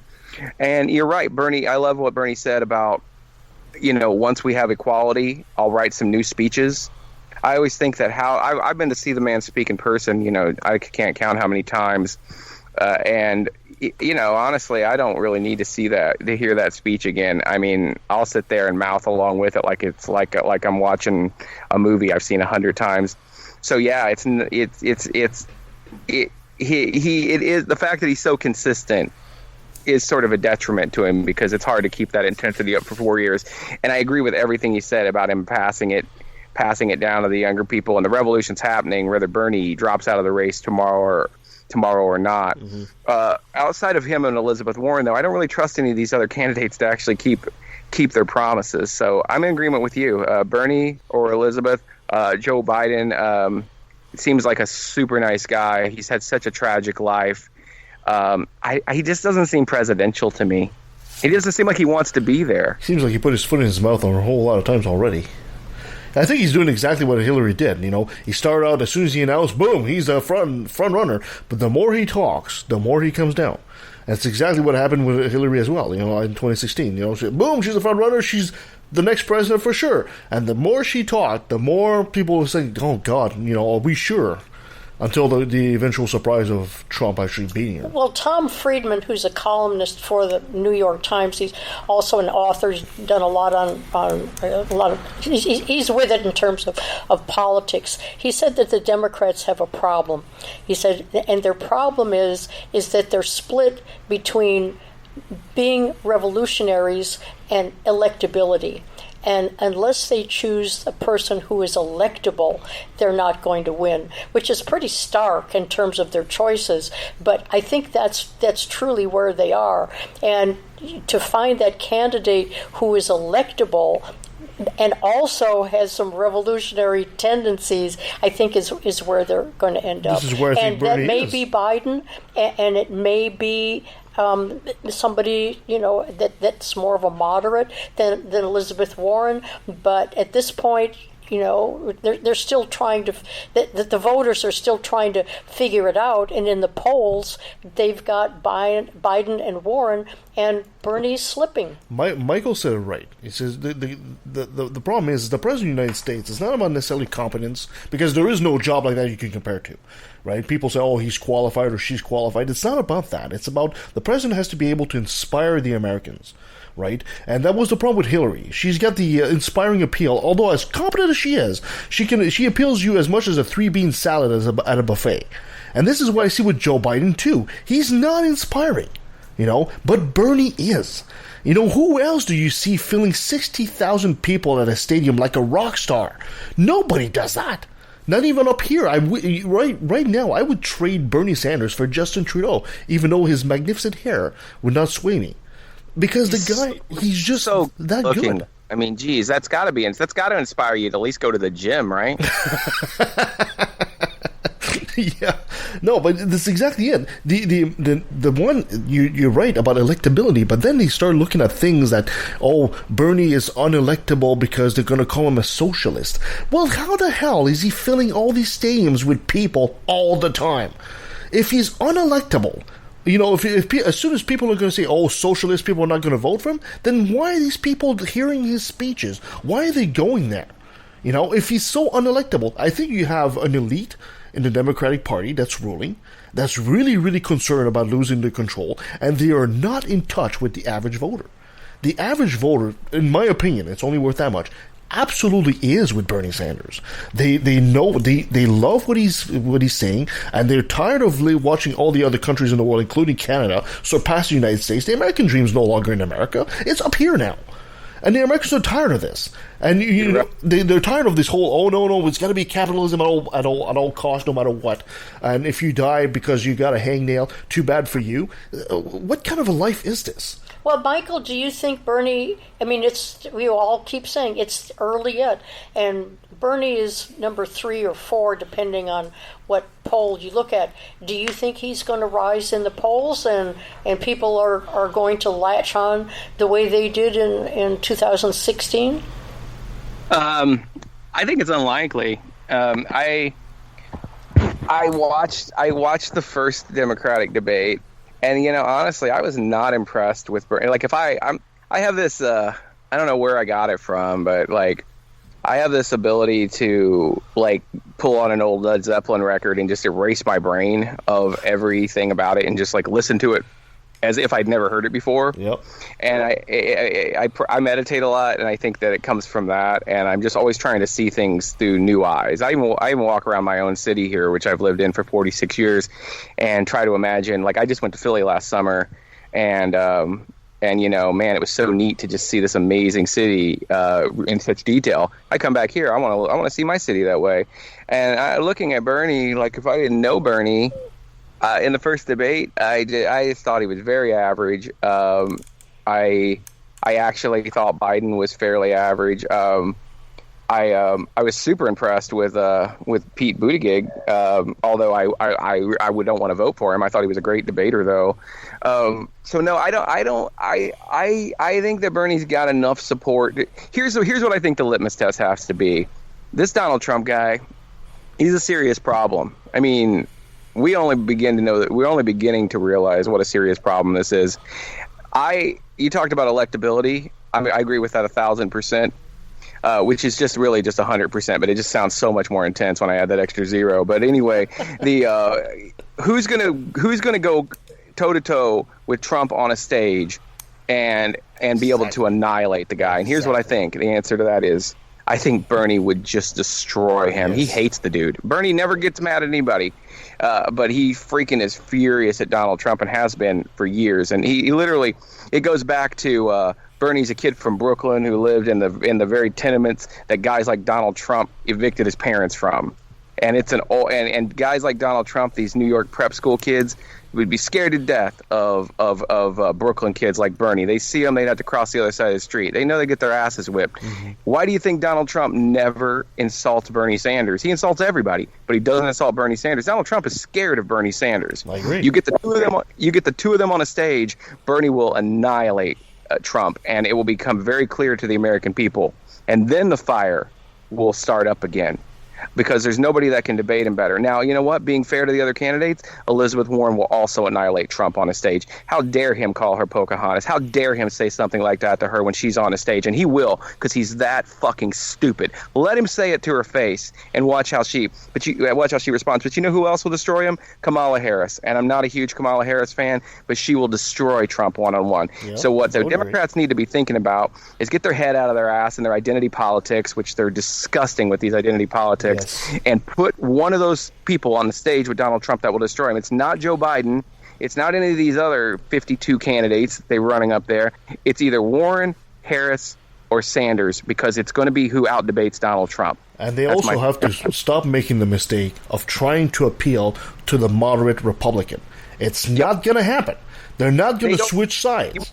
You're absolutely right. As soon as they put that D on their name, they stop listening. Yes. And that's it. That's identity politics too, and it's disgusting. Identity politics are the worst thing in America. But you know what? The Democrats are just in. It's like when you go to Hollywood goes to put out a Transformers movie or something, and they screen it over thousands of people, and then they ask them all, well, what did you like, what did you not like? Okay, we got to change this ending, we got to fire this actor, we got to appeal to the most number of people, hit the demographics so we can make so much money. That's how the Democratic Party runs. All they're doing is looking for. I mean, they're like they see somebody like Kamala Harris, they're like, oh, she's black and she's a woman. Oh boy, you know what? That shouldn't be. that shouldn't be the criteria. Now, in Harris's case, I think she's actually a very strong candidate, but they are just looking for a candidate that can hit the most demographics. Bernie comes out, zero curb appeal, old Jewish dude, riles the country up. Yeah. They don't know. They just don't know how to do it, and they keep doing it wrong, and that's how you get... I mean, look at the candidates they put up there. John Kerry, Al Gore. Oh, no. I mean, in like the last 20 years, I think Obama was the only the excitable candidate that you had, and he won 2 terms. Go figure. Yeah. And the fact that he was black was I think probably a bigger hurdle for him to overcome because a lot of Republicans are. I read this book. Oh my goodness! The number one search term on Google the day that Obama was elected, one of the top ones, I can't say it was number one, was the word nigger. Oh, can you believe that in America that people would search that word? And yes, I use that word because, like Louis C.K. said, to say the N-word is just tricking somebody else's brain to think it. Let's use the word. Let's say what the word is. It doesn't mean we use it in a derogatory way to hate people, but just to realize that in this country, Barack Obama went against that. Mm-hmm. And he overcame that because he inspired so many millions of people. He inspired me. I took my children, my little babies, when they were just little, I took them with me to vote. Mm-hmm. And I freaking cried when I voted for the guy because he was so, his presidency was a huge disappointment. But, man, he campaigned like a motherfucker. Yeah.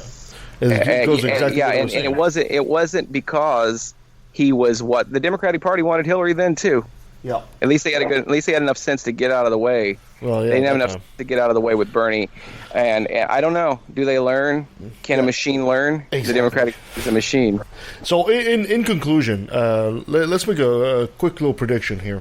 Your prediction, if what happens if Bernie is nominated and what happens if he's not? What do you think, Mike? I think if he's nominated, I think he destroys Trump on the debate stage.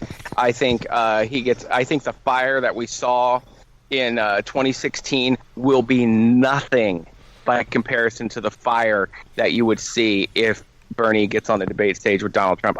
He destroys him in tweets. Trump is afraid of him. We would see Trump shrink down into the tiny little man that he is. He's like a boxer who'd be overmatched. He'd start throwing stupid punches, stupid even by his standards. And I think the country would resoundingly see, even some Trump supporters, that this guy is, a joke. And Bernie has a bipartisan appeal.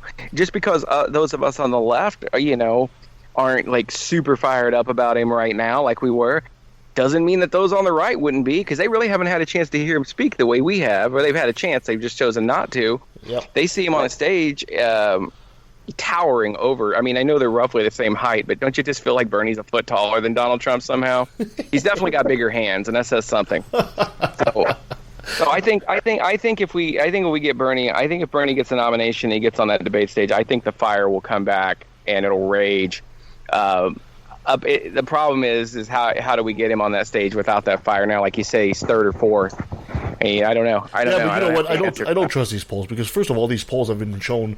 What they do is they poll people with landline telephones, and it's usually the older population. The youth is not really asked in these polls. Half of those polls, the 18 to 29 are not even polled. So I think these polls are really, really to be taken with a grain of salt. I mean, if you're asking people that are 55 and over if they vote for Bernie Sanders, no, a lot of them prefer Joe Biden, and that's why he's on top. And that's really, like I said, that's my opinion about it. But anyway, so if he's not nominated, if they nominate Joe Biden, for example, what do you think happens? I think Donald Trump would win in the Electoral College again. I think he would probably lose the popular vote by. I think it would be very similar. But it's not to what it was in 2016. It's not as if Donald Trump's viewpoints were found out after he got into the White House. Mm-hmm. He made fun of a handicap reporter, which is the grossest thing I've ever seen in American politics, and that's saying something. Yeah. And that's the most common question that I ask Trump supporters after I listen to them tell me what they like about him. I'll just say, how do you feel about the fact that he made fun of the handicapped reporter? And I'll actually hold my hand in front of my chest to show the gesture to remind them of the way Trump did. And they can never answer that question. I've never heard anybody say, "Oh well, fuck handicapped people," because you can't dismiss that. I don't know how they compartmentalize this. I think they can believe these lies that Mexican people are bad and all this stuff, and that you need to build a wall. I think they've all been pretty pretty mind controlled to that degree, but none of them can answer that question. So the left knew what this guy was about, and they still didn't show up to vote for Hillary. Yeah. So if we put Joe Biden in that same situation, I think we're going to get similar results, and I think we're going to get 4 more years of Donald Trump. Hey, let's real quick, while I got you guys here, let's talk weird conspiracy stuff. I think I mentioned this last time I was on. Do any of you think that Donald Trump's going to leave when he loses? Because I don't think he's going to leave. I don't either. I think it'll depend entirely on the reaction of his base. Yeah. Like you said, another thing I want to add in this, like I said, this is my little prediction. The media is one of the biggest players in all this this election thing, and if Bernie Sanders is actually the nominee because the media is going to try double down its best to tear him down, I also think that Bernie Sanders' life will actually be in jeopardy. I think there will be some people out there that will actually attempt to shoot Bernie Sanders. Yeah, I could totally see that. Well, especially because the media doesn't like Trump, because Trump has been amazing for their ratings. Exactly. But all of a sudden you got the, quote, socialist/communist Nazi, which doesn't even make any fucking sense to say that. But all of a sudden, he's going to be challenging all of America's norms, apple pie, because Bernie Sanders is going to take us back to the Red Army, apparently. Okay, here's my take as of today, because everything is up for grabs. I mean, we've got the impeachment hearings started. It's early on in terms of the Democrats, but here, and if I'm correct, Michael, if what I say is true, we'll invite you to come on up here, and we'll take you to Timmy's, which we call Tim Hortons. We'll get you the meat and egg, all the meat and egg sandwiches you can eat. And if you like coffee, they've got the best. So we've got an incentive here for my winning. I think the ticket is either going to be Elizabeth Warren, and she will choose another man or another woman, I don't know yet, to run with her. Or the country's going to go more, the Dems are going to go more moderate, and the ticket is going to be Biden-Warren. And I think Biden-Warren will be able to destroy, not so much Biden, but Warren's going to be able to destroy Warren's not going to be, if she's in a position of vice, she's not going to go on stage against Trump. That's the problem. No, she's going to go with whoever's... With Pence, but that's all right. That's debating mayonnaise. Her performance will overshadow and make up for whatever Biden is lacking. That's up for grabs. That's very optimistic. That's the way I feel at this point. But who knows? It could go. There are so many variables at this point, and so many ways of destroying people's careers. It's really hard to say. We'll know next year at this time. But that's the way I feel. And the invitation to come up here and join us for Timmy's Stance. Exactly, Michael. Thank you so much. I'm absolutely going to do that, because we have we said that we just found out that we're going to have this baby yesterday, and we said that come up here while she's still pregnant there, so she could be born again. Well, the first 5 years we said we want this baby to be all over the planet, speaking to learning other culturs and getting educated through through being around other children around the world. So we want him to come to Canada, Italy, Germany. We're going to Australia. We're going to go to New Zealand. We don't have any money. We'll figure it out. We always can figure the money part out. But so I definitely will take you up on that, and hopefully by that time, I'll be lean enough and healthy enough to eat one of these amazing donuts. Because I don't think I've had a donut in 10 years. They got a lot of stuff other than donuts. They got breakfast, and they got breakfast sandwiches. They've got lunch. No problem. You'll find something. Seems to me that Michael needs to write another book and become another bestseller and get a bit of money and then do his traveling with his kids. Yeah. Well, there you go, Michael. There's your task. I know you've got the Tim Hortons up there. Do you guys also have a Jordan Peterson's up there?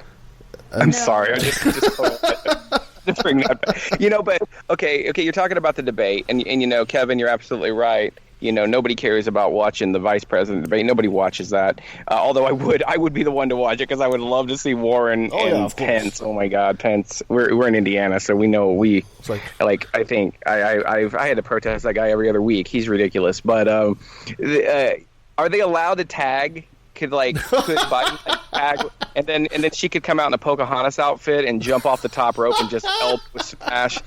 Bring the people's elbow to Donald Trump. Let's get ready to rumble. That would be a great debate. That would be. And then Trump couldn't even tag Pence if he could make it to the side of the ring because Pence isn't allowed to be in a closed-in space with a woman. Oh, there we go. That's okay. Pence's move. The only move Pence can do anyway is the sleeper hold. Yeah, I like what you're saying though about just in terms of. And like the people that follow me online, they're pretty hardcore. Like it's Bernie or nobody, Bernie or bust, and all stuff. And they hate it when I say stuff like this. But we got to beat this guy, and we cannot endure 4 more years of this stuff. I mean, we can't. We just can't. Yeah. In fact, I won't. If he wins again, I'm out of here. I'm an expatriate, and we've already decided that. But it doesn't matter. You can't protect yourself from a dictator who has the world's most powerful military. I mean, we already colonized half the world with this military, and who knows what this guy will do. Yeah, but this is a guy who doesn't do his research. The reason that Donald Trump doesn't invade Canada is because he thinks that as soon as you cross the Canadian border, there's a wall of snow, like in Game of Thrones, and he thinks it's covered by polar bears. It's the only reason he hasn't come up here yet. You mean it's not? No, it's not. Oh man, that's the secret why I wanted to come up there. It's a secret, though. Don't spill it. But I think you're absolutely right when you say a Biden Warren ticket would just crush him. It would, and I'm sure that's what the Democrats are hoping to get. I mean, it would, because at that point Biden's age becomes an asset, because it's like you're probably gonna get Warren at some point. I mean, the guy's he's not as vigorous as Bernie. I mean, he's had his health issues and stuff, and so I think at that point all that stuff becomes an asset, and it would be a powerful ticket, and people would vote for it. I would begrudgingly vote for it. I wouldn't expect any sort of revolution, but I mean, anybody who says Bernie or bust at this point does not realize how close this country is to literally having. I mean, they lock children up in concentration camps. Yeah. Do you not think they will lock gays and trans people in concentration camps as well? I mean, come on. Recently talked about how they have to lock all the mentally ill people up. Yeah, exactly. So it's like you guys are literally heading that direction. Yeah, exactly. And it's not just immigrants they're locking up. They're taking American citizens and locking them up because they don't look American enough. Yeah, this is like the story of that fellow that wasn't he a veteran of the army, but he's Greek, and they shipped him to in the Middle East to the wrong country, and he was diabetic and he died. His parents were Iraqis. Yeah, but he was Greek. Deliberately right? took. When they knew that they were going to give birth, they took him to Greece so that he wouldn't be Iraqi, and then they came over here, and he had some mental issues, and so they deported him back to Iraq, which was stupid because that, I guess, was his ethnic background, and he couldn't speak. Yeah, he'd never been there. No. He couldn't speak it, No. and he was diabetic, and he couldn't get his medicine, and he's dead now. He died. Yeah, it's tragedy. It's tragic. Yeah, horrible. Killed by bureaucracy. He was a Christian, by the way. Yeah, that too. Michael, thank you so much for joining us today. I really appreciate you being on the show, and we'll certainly keep in touch with you as the U.S. progresses towards 2020. If people want to find out more about your book and all that, where can they find it? My Bernie Journey is available on Amazon. I've been told it's edge of your seat read, and you know what? About a year ago, I dabbed for the first time, marijuana in a concentrated juice, and no one told me that it was about 300 times more potent than a regular marijuana plant. Okay. So I, sitting around working at my desk, taking about 15 hits off that, and I got to the point where I was completely I've taken mushrooms and everything, and I'd never been that far out of my mind. And I was like, I got to center myself because I'm freaking out. And I saw a copy of my book sitting on my desk there that I was about to sign and mail off. And I picked it up. I was like, let me get engrossed in my own book. Let me read my own book. Man, that book was fucking fascinating. I mean, it was so... Carrie walked in, and she's like, what are you reading? She's like, is that a good book? I said, you won't believe what this dude went through. She's like, it's your book. I was there. And I turned over and I looked at the cover, and I was like, oh, my God, it is my book. She's like, are you okay? And I was like, this thing. What's in this thing? Anyway, so yeah, Hi, Mike. Highly recommends My Bernie Journey. Available on Amazon. That's fantastic. Mike, before I let you go, I gotta have to say, hi, this is Michael Sparks, and when I'm not high, I took a left in the valley. Hi, this is Michael Sparks, and even when I am high, I turn left at the valley. Fantastic. And that was Michael Sparks, Whoa, author of My Bernie Journey. Yeah, what a conversation that was. That's going to be very interesting to watch what happens. Yeah. My bold prediction, if they don't nominate Bruce Sanders, I think it's going to be a nail-biter, and I actually do think Trump has a very good chance of going back in there, but it's my opinion. It's only worth that much. It's so hard to tell. My dream ticket, I would love to see Bernie and maybe Warren, or Bernie and Tulsi. That's what I would like to see. I like the way that Tulsi, supports him, and she's got that young factor, as a vice president. So if something happens to Bernie, then but she's got some controversies with the guys she hangs out with. Yeah. We can get into that another time. Anyway, we certainly will, and it's going to be interesting as the electoral process starts happening in the U.S., we'll have to keep an eye on that, and we'll have to bring him back. And they'll talk some more about this kind of stuff and what happens and where it's going. And anyway, American politics are so interesting. Oh, absolutely. Absolutely. Yeah, no, he's a great conversationalist, and he brings so much of himself to the conversation. Exactly. It's always a good one. Well, thank you so much for joining us on the show, and thank you to Michael Sparks for joining us, and thank you for listening. You can follow us at leftofthevalley.com. You can follow us on Facebook, on Twitter, at LETV Podcast. You can help us on Patreon by, like our friend Freethinker215, by going to Patreon/LETV, and you can get a lot of behind-the-scenes look as to why Christina's bowel movements are so interesting. Oh my gosh, stop it! Give us a 5-star review wherever you find us. It helps us and helps others find the show. Okay, coming up. Next week we'll have the people of Believe It or Not. That's going to be interesting. And then the week after that we'll have the people from Secular Soup. Ooh. And then also we'll have, towards the end of the show, the people from Godless Revolution. I love these titles. Yeah. That's going to be interesting. Going up in September, we'll have Evidence-Based Eating. The people from Evidence-Based Eating. We'll also have Miriam Heinem and the Vanishing of the Bees. Oh, I'm looking forward to that. We're looking really forward to that one. And I'll also have a show called Everyone's Agnostic with Marie, and the Free Thought Project. Oh, sorry, the Free Thought Prophet with James McCaffrey. I don't know why I keep saying project. I'm so sorry, James. In October comes around, and we'll have a skeptical guide to conspiracy, and we'll also have Ask an Atheist with Sam Mulvey, and also we'll have our Halloween special. My God, we're talking about October already. Yeah. That's how far in we are at this point. But anyway, next week Kirsten will be back with us, which is wonderful. Yeah, she's taking a hitchhiking back from where she was catapulted. Which is great. And I just want to give another thanks to Dr. Ben and Michael for joining us. A dynamite show with both of those men, and we appreciate and love them and respect both of them so much. Absolutely. Thanks. They're fantastic guests, and that's a high caliber of guests that we have on the show.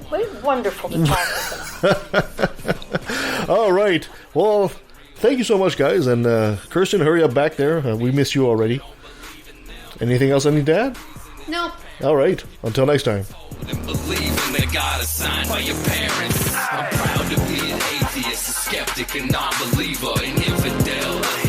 Have you guys ever seen Owen Wilson Discovers Vancouver? Owen Wilson Discovers Vancouver? No.